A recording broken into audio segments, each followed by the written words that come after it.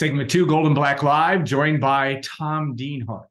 We gave Tom a week off last week. I don't know what, not really. That's the last thing is he wasn't on the show last week. We had Tom Kakert on Talk Iowa, but today we're talking Purdue, Ohio State. And Tom, nobody knows it better than Mr. Dienhart about where the Boilermakers are and where they need to be. And I think, Tom, this is the most obvious statement of a Friday is Purdue is going to need to be just about perfect, I would think, tomorrow at noon if they're going to make that a four-quarter game.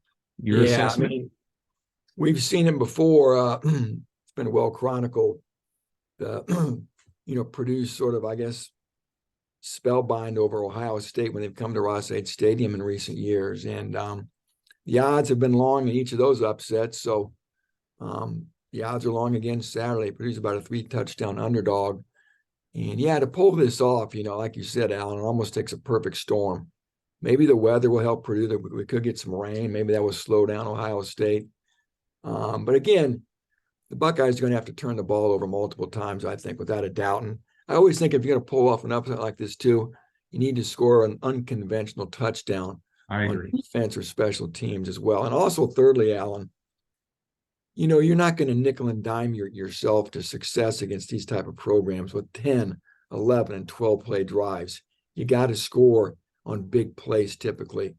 And that didn't happen for Purdue last week, and it lost, where Iowa got the big play score. So if the Boilers are going to try to throw a scare or pull this big upset, they're going to have to score at least once or twice, I think, on those big play, big chunk plays.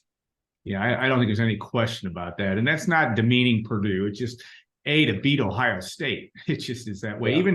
Even in 2018, I know the barn door was closed, so to speak, but, Purdue gets a pick six in that game. They get a video game touchdown by Rondale Moore that he created without question. Yeah, special player. But I think they had a fake punt in that game as well with Joe Shopper. Everything really went well for Purdue, and yeah, they had a 29-point win. That still is almost statistically impossible that happened, but it did.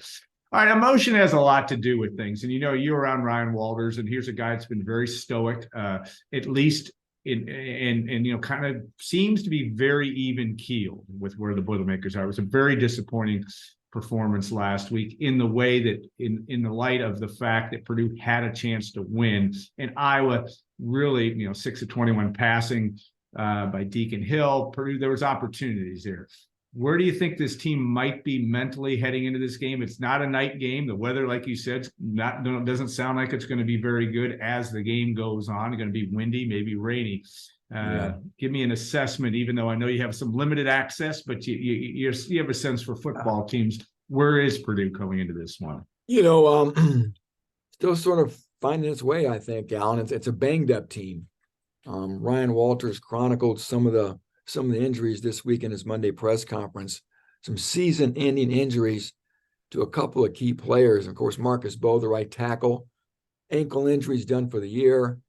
One of the number one cornerbacks, Marquise Wilson, a wrist injury done for the year. And rising star tight end Max Clare, ankle injury done for the year. So some big personnel losses there. And I think it's a team who's, maybe its confidence has been shaken a little bit. I think they did draw a lot of positives from Iowa, Allen. They were in that game. I think they thought they could win it. They got the ball late, the 20-yard line, with the chance to drive down the field and score the winning touchdown. So they were right there against a very good Iowa program and weren't able to get it done. So I do think there's a sense that they're not far off. But until you actually seal the deal and knock off one of these upper-level Big Ten teams, I think there's always some doubt in the back of your head.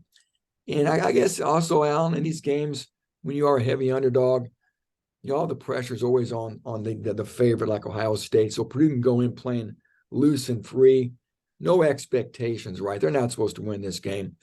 So who knows? I think sometimes that mindset can help. Maybe Ohio State's going to look past Purdue, Allen. They've got Penn State next week at home, a huge game. People have asked me how Purdue's been able to beat these Ohio State teams over the years. Yeah. I've got no real answer for them. Maybe part of it is they overlooked Purdue. So, yeah, those are some things mindset-wise, I think, for Purdue going into this thing and make it a very intriguing game. Yeah, we've overused. I don't know if we've overused it, but the fact that Purdue has beaten Ohio State more times, or as many times as any team since 2000, Michigan, Penn State, and Purdue have all beaten the Buckeyes Crazy. 5 times, and that is amazing. You go back and look at those games. In 2000, Purdue might have actually been a favorite in that game, or it was very close, and that was, of course, the famous Seth Morales game. Seth will be in Ross-Ade Stadium tomorrow, maybe with some rain slickers on, but he'll be there. In addition to that win in 2009, Terrell Pryor and Danny Hope's first Big Ten win, Purdue was not looking good, and they were 1-5 at that point in time, and that was a shocker. 2011, maybe not as much, because Luke Fickell, now the coach at Wisconsin, was there, and that was not a great Ohio State team, but Ohio State team that I believe, Tom, finished under 500. So it does take a special effort, but tomorrow, Ohio State, as a team also, it's going to be interesting to watch, and you've certainly taken a hard look at them this week. Draven Henderson comes back. I think one would think, he's supposed to come back, I believe, unless that's changed late. They may want to try to establish a little more of a run game, especially if the weather is this way. The Buckeyes offensively have been okay, but I don't know that they've been elite yet. And I don't know that, they've got Marvin Harrison Jr., and he can make you elite, and other receivers that can make you elite in a hurry. But what do you expect to see from Ohio State offensively? What is Purdue going to have to deal with, do you think, to slow down Ohio State?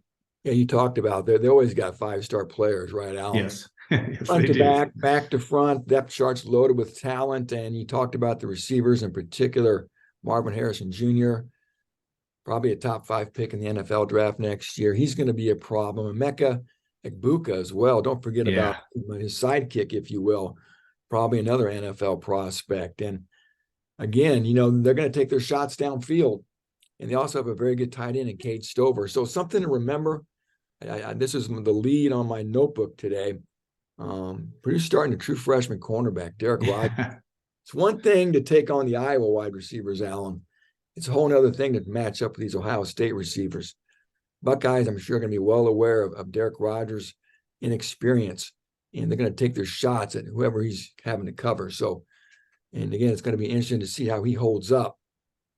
That makes it even more urgent for Purdue to get a good pass rush. And if there's one matchup where Purdue may actually have an edge in this game, it's that Purdue defensive line against the Ohio State offensive line. You're talking to Bill Rabinowitz of the Columbus Dispatch and a few other people, that's the real spot on this team that maybe hasn't played up to snuff so far.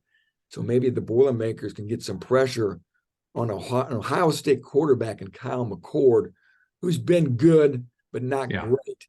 So maybe get them in some negative plays, get them behind the chains, and maybe generate some turnovers that way. So that's one matchup they're going to have to try to take advantage of. And what's going to be interesting too, if Purdue does try to run maybe a gimmick play.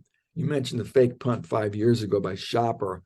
Really haven't seen anything really zero, right? Yeah, not even close. So maybe why not reach in your bag of tricks and try to pull out some play that could spark your team and maybe keep a drive going, maybe resulting in 6 points as well. So again, nothing to lose for Purdue. So why not roll it all out there Saturday? Plus, Alan, you got a bye next week to sort of recoup and then get ready for that stretch run, finishing October, of course, by going up to Nebraska.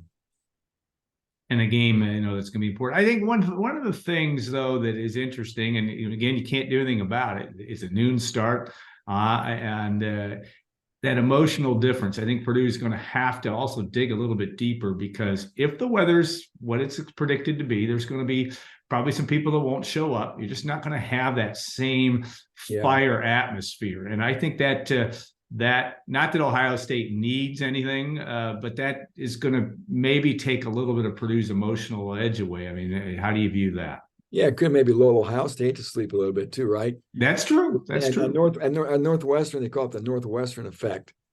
Yeah. We'll play those early games and nobody's in the stands. It's like 11 o'clock in Evanston, right? Yep. I mean, it's not going to be that quiet in Ross-Ade Stadium, but you're right. Yep. That may mute the crowd, or at least keep the size of the crowd down as well. So it could very well have an effect on the Buckeyes. Maybe they don't get as jacked up either. Yeah. And I think it's going to be important. It's always important, right, to get up to a good start. And speaking of good starts, Ryan Walters talked about offensively the need for them to do better on first downs. He thought, especially last week, too often they got behind the chains. Yeah. And that gave them bad second and third down and distance situations. So see if they can do better on the first downs. You talked about the run game. I think that's been a real strength for Purdue this year. Of course, Tyrone Tracy likely won't play. Didn't at all in the second half last week, so it could be the Devin Mockabee show with Dylan Downing. But again, remember this too, Allen, they got the new right tackle this week with Bo out. Probably going to be Ben Farrell, maybe see some of Daniel Johnson. So how will that right tackle hold up? But it's going to be always important to run the ball.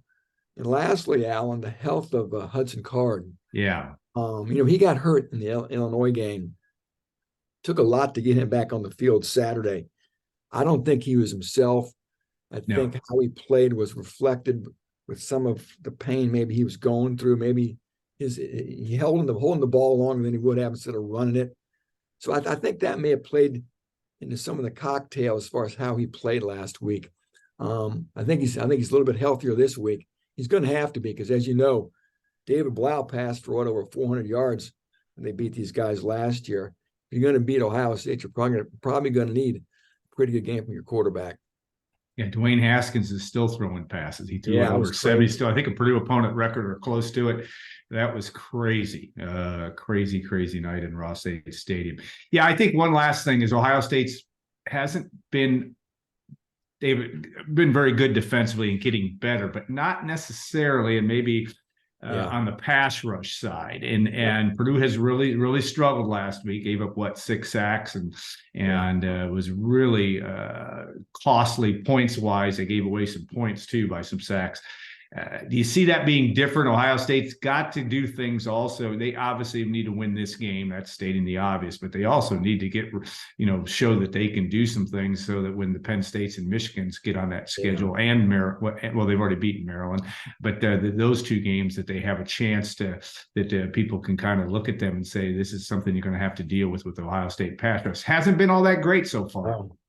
Purdue's had the better rush when it comes to sacks and even tackles for loss. Yes. But last week, Alan, of course, Iowa was last in the nation in sacks with 3. Like you said, they got 6. Lost track of how many times Hudson Card got hit. So I think Ohio State's gonna take its chances on blitzes. I think they're going to want to hit Hudson Card.